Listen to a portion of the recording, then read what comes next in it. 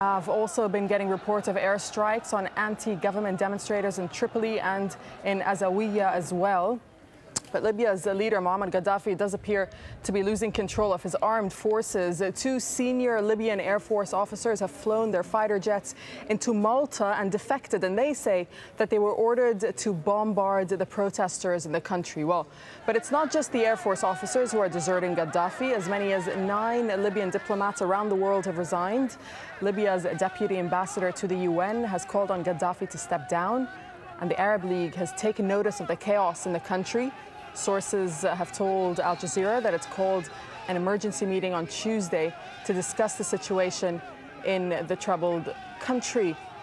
Let's talk to Dr. Osama Kubar. He joins us in the studio here in Doha, and he's from the Libyan Information Center in Doha. And he's been blacklisted, in fact, from Libya because of his opposition to the Muammar Gaddafi regime. Dr. Osama, thanks for being with us on AlJazeera. A pleasure. If I can ask you first about this latest report that a speech is imminent by the Libyan leader Muammar Gaddafi. What do you think he'll come out and say?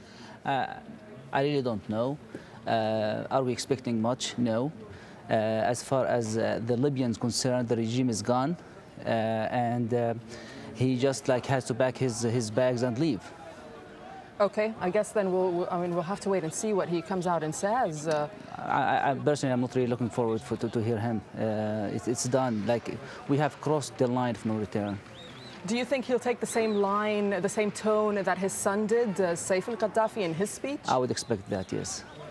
Okay. Yes. And, the situation seems to be just escalating in the country. Our latest reports say that the town of Misurata, which is east of the capital Tripoli, is under strikes by planes and tanks. That's what's happening right now. Yeah.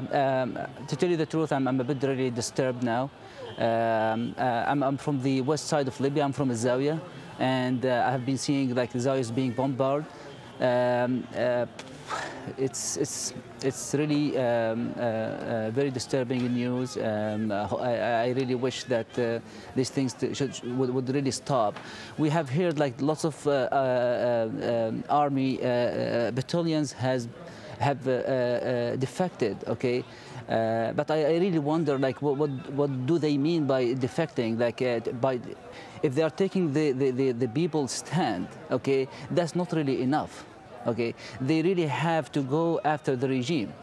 If they are really willing to support, okay, the people, they have to stop this genocide. This is really genocide.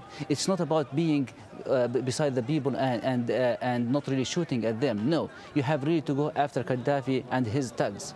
Okay, and I really would like to call on Al-Mahdi Al-Arbi and Al-Ganga and all these big army leaders, okay, to have a stand. Okay, this is history in the making, okay, and their repetitions online.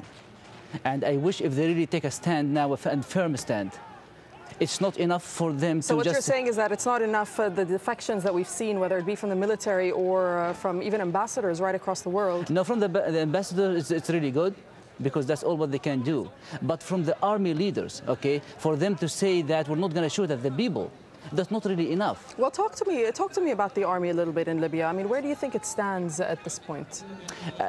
We have here throughout the day, lots of battalions are really taking defecting and taking the side of the people. But it's not. It is only by not really shooting at them. Okay. Okay. So now it is left to some of the very close Gaddafi supporters and thugs, okay, who are shooting at the people and all these mercenaries from Africa and from wherever. Okay, but that's not really enough from the army to say that we have defected. Okay, no, they have to really stand up and really protect the people. Okay, from being killed. What's happening now in Tripoli? Do you think that will happen? Do you think that will happen? Well, it is a matter of when, to tell you the truth. Like in Benghazi, it has already happened. Okay, Abdel Fattah Yunus is one of the top generals in Libya, okay, has already taken the side of the people and physically, okay, giving the people the weapons to stand up, and he's really fighting with his battalion with the people, okay. I'm calling on the battalions on the west side of Libya, okay, Tripoli, Misrata, Zawiya, Zwara. These people have to stand up now. Are there any parts of the country, Dr. Osama, that still supports Gaddafi? No, I mean, we saw clearly what's happening in the east, that now it belongs to the protesters. What about the rest of the country? Trust me, okay, they have no support, okay, in any city in Libya. They have really no support in any city of Libya, okay. These are just thugs, okay, and some very few supporters who they know that if the regime goes, they will be in trouble, and major trouble, okay. So that's what they are doing now. It's like a wounded wolf now, okay, who's going after anything around him.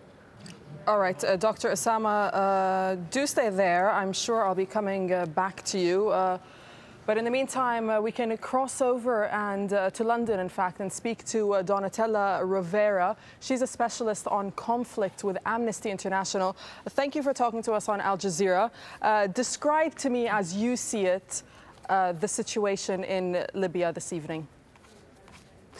Well, obviously today it's been a lot more difficult to get information from Libya. Until last night, early this morning, we were able to speak to a lot more people on the phone. It has now been much more difficult throughout the day to get through to people. So we don't know a lot more than what you know and what you've been showing on your screen. Clearly, we remain deeply concerned about the use of force, the use of lethal force, which has been increasing. The reports that are coming through about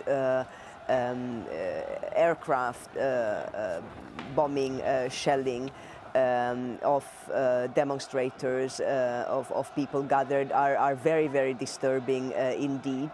And what we're really concerned at this point is for the international community to take the necessary action to send a very, very strong message to the Libyan leadership. What do you make of the response of the international community? You know, for now we've seen a lot of words of condemnation. That's all well and good, but it's frankly not enough.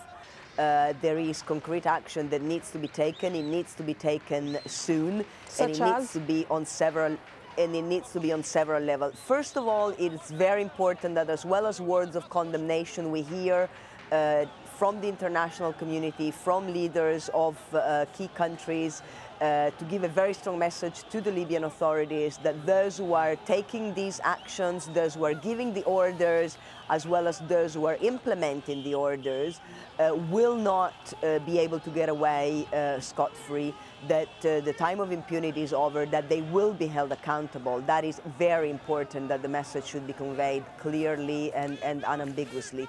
Secondly, it's important for the international community to take action where it matters. At the level of, you know, there are various UN, United Nations bodies that would be an appropriate fora. It is still the case that Libya is a member of the Human Rights Council. That should be reviewed, and Libya's membership should be suspended. The possibility what do you make of it, Donatella? What do you make that the UN Security Council has not yet met on the situation in Libya? The only thing we heard was that Ban Ki-moon